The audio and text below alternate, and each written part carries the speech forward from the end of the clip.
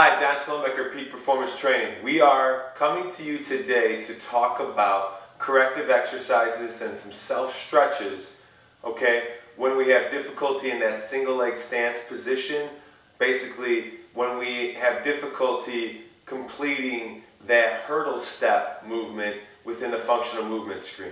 Now, a lot of you that are checking this out today have been directed by me or by Scott or by Matt after your functional movement screen to come here so we can show you some of these self-stretches that we're going to go over today to help improve upon those movement patterns. So basically the reason we give you and the reason that hurdle step test is in that functional movement screen is we're looking at basically challenging, exposing the compensations and asymmetries that can happen in your stride and step mechanics. Okay? So, yes, it's pretty extreme, and we really don't get into that stride or step, extreme amount of flexion in your hip. But, again, we're trying to expose that so we can see what happens. So we're looking at mobility and stability throughout the lower body, through the hip, ankle, and knee. And we're looking at, basically trunk stabilization. Can we maintain that trunk stability, that proper body alignment in a single leg stance position? Now, everybody that has difficulty on this test is really going to benefit from these three self-stretches that we show you today. So what we need is we need a box, okay, a table, anything that's about knee, top of the knee to mid-thigh level, okay? We can adjust it by possibly having a couple books to start off of on the bottom or a little step, okay, but you can try to adjust it from there. But we want to start out to a point where we can achieve a good stretch without getting totally out of whack and unable to actually maintain body alignment. We want to keep good body alignment with a solid stretch and then actually increase the amount of stretch from there. First one we're going to do is just going to be a basic stride stretch. So what we're going to do is we're going to plant the back foot on the ground with the heel on the ground. Very, very important. Okay? Front leg is going to be up on the box, toe pointed straight ahead. Rear leg, toe pointed straight ahead. Watch that back leg, okay, because that foot tends to try to open up and go into some external rotation, okay, especially because of lack of mobility in our ankle as well as some hip flexor tightness. So we're going to get just basically into this stride stretch.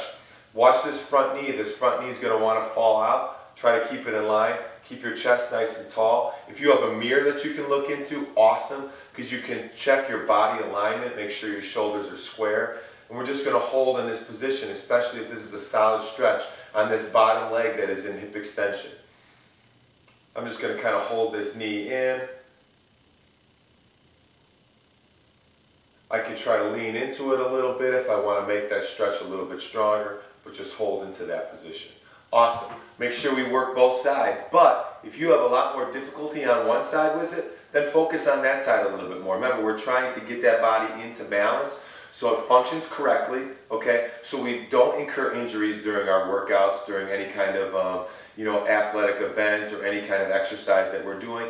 And also, very importantly, to make sure that we get the results that we want. We want to optimize training results. When we're in the gym, when we're running, when we're walking, whatever we're doing, we want to get the most out of it. And if our body's functioning optimally, then we're going to get optimum results. So then I make sure I switch sides as well. Back foot, check it, check your front foot, check your body alignment, lean into it, and hold that stretch. Now we're going to use these stretches, okay? You can go through them a couple times a day, usually after a good warm-up, after some myofascial release, foam rolling, which we'll give you a video on as well. We can kind of open up things a little bit and get into some of these prior to our workout or at the end of our workout as well. So the next step up from that is the same thing. It's going to be a stride stretch, but what we're going to do is we're going to add a spinal rotation.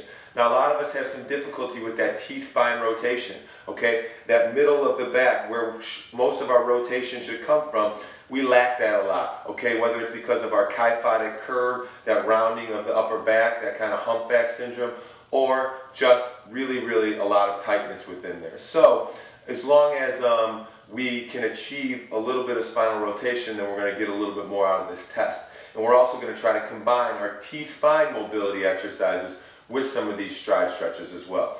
So I get the front leg up there, I check my body alignment, and for me right now, I can just hold on to this knee, keep this arm out, and just rotate with my chest up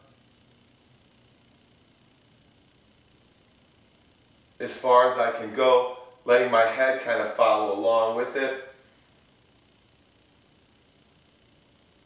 So not only do I feel that in that hip extended leg, okay, in the back, but I also feel that through the middle of my back as well, maintaining position, okay?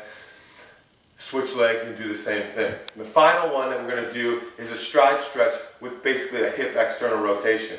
Okay, so what I'm going to do is I'm going to get my leg up there in this position, lean into it a little bit more, give myself good body alignment, rear foot, just like we've talked about, toe straight ahead, heel on the ground, stretching into this. Now, if this stretch in itself through the outside of this hip is too extreme, take a couple towels, take this half foam roller, set it on there, and then what you can do when you go into the stretch is rest it on there, and it's not going to go into the same amount of external rotation.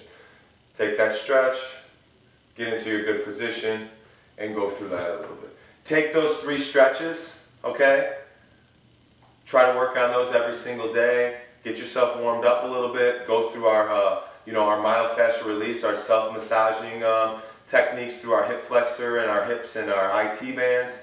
And then go through these as well and just notice the effectiveness. And then we'll move you into some more corrective exercises after we improve some of the mobility that we need through this. Thanks a lot. Check out our next video. We're going to come at you as often as possible to give you all these corrective techniques and self-stretching techniques to help achieve optimal results in everything that you do. Have a great day.